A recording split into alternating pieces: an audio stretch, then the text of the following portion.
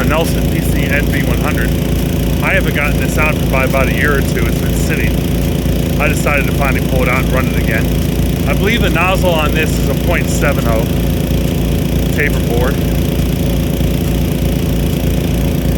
With two pumps, it's really kicking that counterweight back. That reverse is just crazy fast now. I'm going to stay back from it. These are just so unpredictable with that fast reverse. They can hurt you if you're not careful.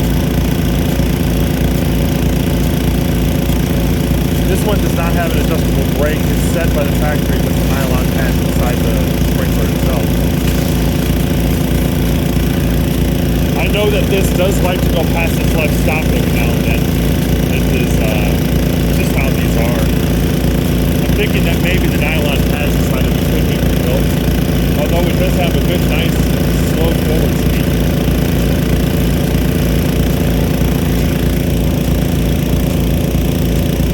I'll make sure to try to find the specs and include them in the description of this video too. The specs of the nozzle that's in it. This has the nozzle shut off. Basically, the plunger at the end of the sprinkler that goes into the nozzle will be activated by water pressure when the end gun needs to be shut off. And it will plunge into the nozzle, shutting the gun off until the pivot moves away from the area. It does not need the water. And then that plunger will move out, letting the gun work again. So those nozzle valve add-ons actually have a lot of issues with getting dirt and stuff and getting stuck. They'll get stuck partway open or closed. So actually, it was a good idea, but it's not a very good design since I've seen a lot of them partially stuck open, spraying water all over the place. So this is the first gun I got many years ago at the Valley dealer. I bought it with bad arm bearings and a leaking base, and they replaced the gaskets and seals and did the bearings on the arm.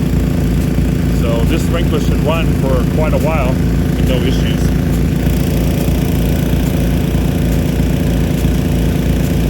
I could bet I could even run a .8 on this and it would not harm this. The sprinkler wouldn't even think twice because I got two pumps, so I have increased pressure. So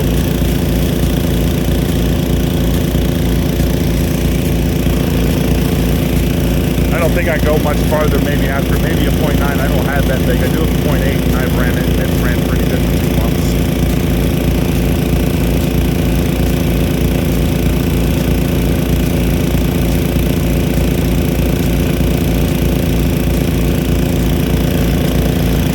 This is a pretty old gun. The old fast reversers aren't made anymore.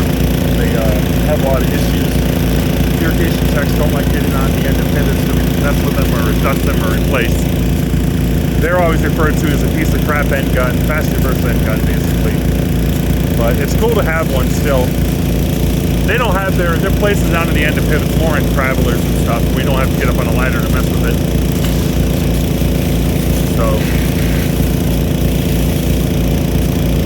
that stream is pretty strong with the two pumps. I'm not exactly, I wonder what the pressure is in this nozzle right now. I should have hooked up a gauge to it.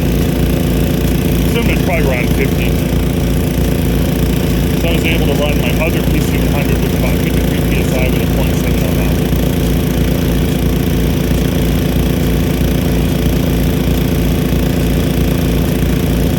This one moves really slow. It reverses a little quick, but that's due to the added pressure. But these guns are supposed to compensate for the pressure. It's supposed to make it move forward and reverse it. No matter what pressure is going to it, it's supposed to compensate. The reverse mechanism adjusts to the pressure to make sure it doesn't stall out or go too fast.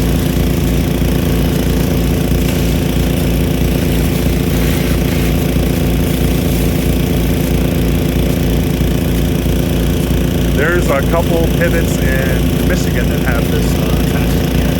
There's one on a sod farm that still has this with Nelson F24. I have videos of it running. But some of the other pivots there had their guns replaced with SR 100s because they started wearing out. This one still seems to run really good. So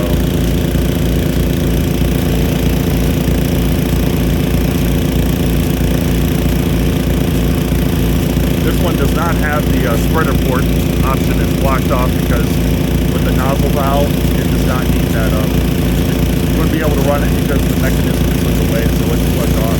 It's permanently actually flush off the seat. So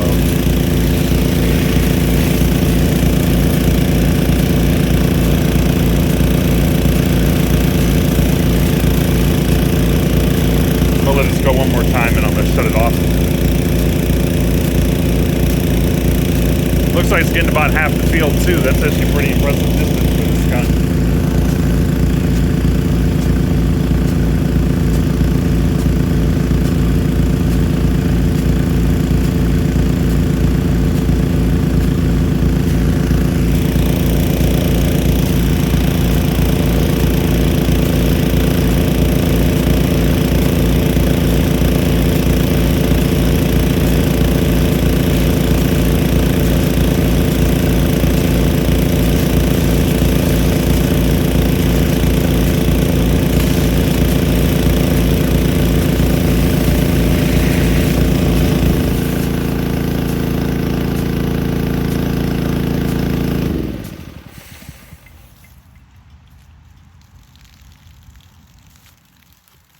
Thanks for watching.